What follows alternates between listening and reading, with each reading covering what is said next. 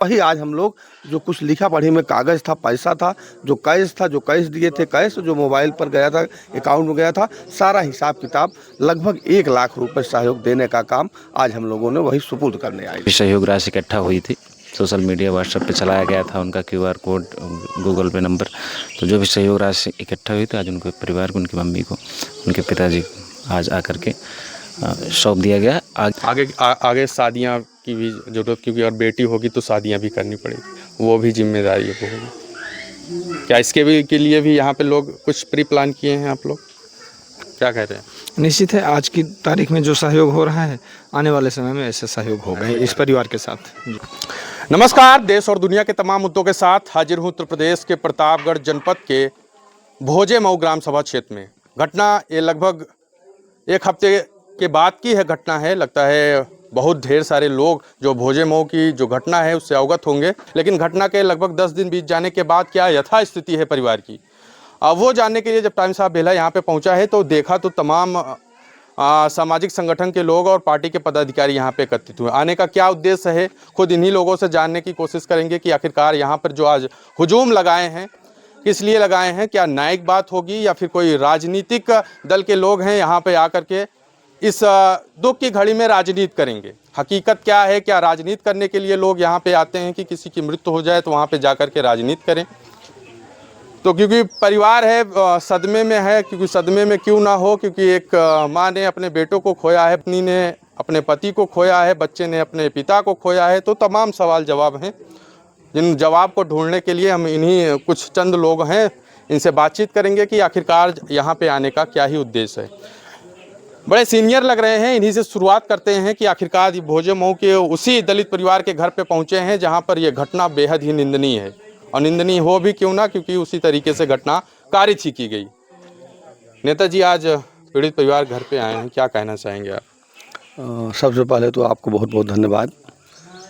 लगभग हर जगह प्रमुखता से लोगों की बात रखते हैं, मीडिया के साथ ही।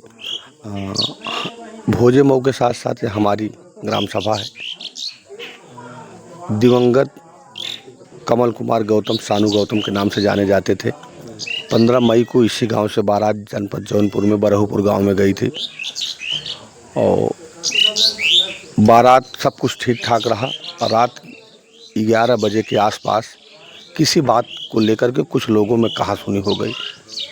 मृतक सानू जी उस घटना में बीच बचाव का काम किए, लेकिन एक अच्छी पर्सनालिटी थी, अच्छे क्रिकेटर थे, और अच्छी पर्सनालिटी जैसे मंगल भाई हमारे बगल में खड़े हैं, ठीक ऐसे लंबे और खूबसूरत। तो अच्छी पर्सनालिटी होने के नाते कुछ लोग उन पर चिढ़ गए कि यही जो है बीच में महतो बनने का काम कर रहे हैं, समझाने का काम कर रहे हैं, बात ख़त्म कराने का काम कर रहे हैं। लोगों को किसी बात को लेकर के गुस्सा आ गई, अब वो जाने। और इसी बीच में वो लोग लाठी डंडे से बिना अपराध के इस तरीके से मार मार के लहूलुहान कर दिए कि ज़्यादा से ज़्यादा शरीर का ब्लड वहीं पर निकल गया। कुछ जिम्मेदार लोग बारात में थे, उनके साथ उठने बैठने वाले साथी सारे लोग भाग करके जौनपुर CSC PSC और मुख्यालय तक पहुँचे। उसके पहले घटना घट गई। आज यहाँ पे आने का क्या उद्देश्य है? आज आने का उद्देश्य सिर्फ इतना था, घटना घटने के बाद बहुत सारे जिम्मेदार साथी हमारे बगल में, मंगल यादव जी समाज सेवी, जिला पंचायत की तैयारी आप कर रहे हैं, ये भाई कौशलेंद्र पाल जी बगल में बैठे, 2 बार के प्रधान साधु यादव जी, और 2-3-4 लोग गांव के, 2-4 साथी बाहर के, सारे लोगों ने हम लोग फ़ोन पर बात की घटना घटने के बाद कि यह पीड़ित परिवार, घटना जिसके साथ हुई है वो माँ बाप के अकेले थे। उनके 2 छोटे छोटे बच्चे, एक 4 साल के और लगभग 1.5 साल। तो अकेले कमाने वाले व्यक्ति वही थे। माँ और बाप लगभग उम्र के तीसरे पड़ाव पर वृद्धा की तरफ बढ़ रहे हैं। उनके न रहने के बाद इस परिवार पर जो आपदा विपदा आई है, उस बच्चों के साथ, उस विधवा पत्नी के साथ कैसे गुजरेगा। तो कुछ जिम्मेदार साथियों ने सलाह दिया कि एक सोशल मीडिया पर आह्वान कर दीजिए, क्योंकि सानू जी अच्छे व्यक्तित्व था, अच्छे व्यक्ति थे, सामाजिक थे, खिलाड़ी थे, बहुत सारे लोग उनसे जुड़े थे। तो उन सहानुभूति पर कुछ न कुछ सहयोग आ जाएगा। वही हम लोगों ने सोशल मीडिया पर जो आह्वान किया, उस आह्वान को लोगों ने स्वीकार करते हुए बहुत सारे लोग, चूँकि नाम लेंगे तो बहुत विलम्ब होगा, सब समाज के लोग, बहुत सारे लोग, खास करके भोजे मऊ बघेवरा और अन्य गांव के, एक करण यादव जी आमापुर बिर्रा के हैं, वो 11,111 रुपये सहयोग देने का काम किए।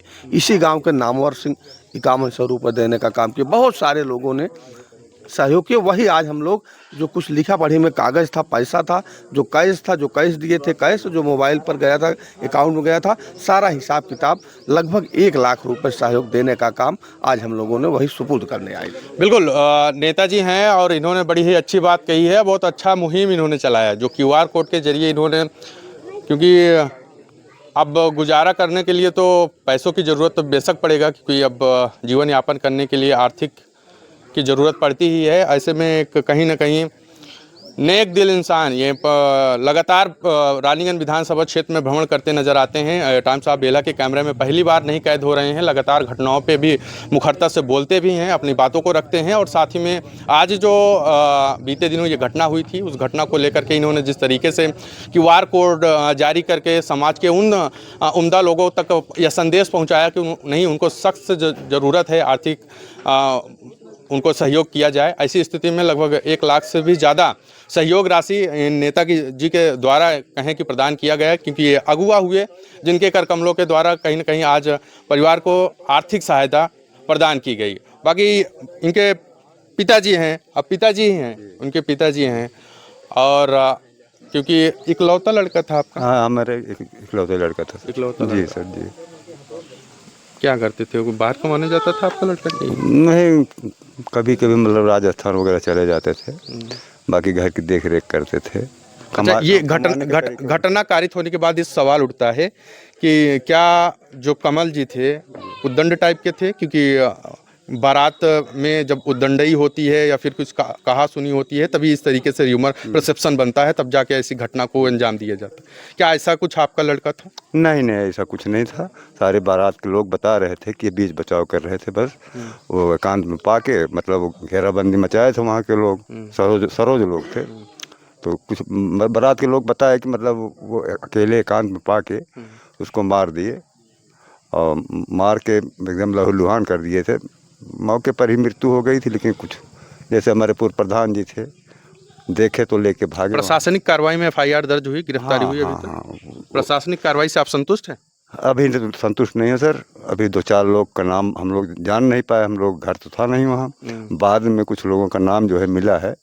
3 लोग को तुरंत ही मतलब पकड़ के जेल भेज दिए, लेकिन 3-4 लोग अभी जो है बाहर हैं। उनका धमकी भी दे रहे हैं लोगों को। धमकी किस बात के लिए धमकी दे रहे हैं? उन्हीं लोगों को दे रहे हैं, हम लोगों को नहीं दे रहे हैं। अच्छा, जो वहाँ जो नाम बताया था कि ये थे। अच्छा, आज संगठन और सामाजिक तमाम लोग यहाँ पे एकत्रित हुए हैं और एक कहीं ना कहीं सहयोग भी आप लोगों को किया इस दुख की घड़ी में। जी, क्या कहना चाहेंगे जो आस पड़ोस के लोग एकत्रित हुए? सब संतोष भैया जैसे, मंगल भैया, हमारे पूर्व प्रधान जी, गांव के सारे लोग, तमाम लोग जो भी मदद किए, बहुत गरीबी में हमारे, मैं उनसे बहुत संतुष्ट हूँ।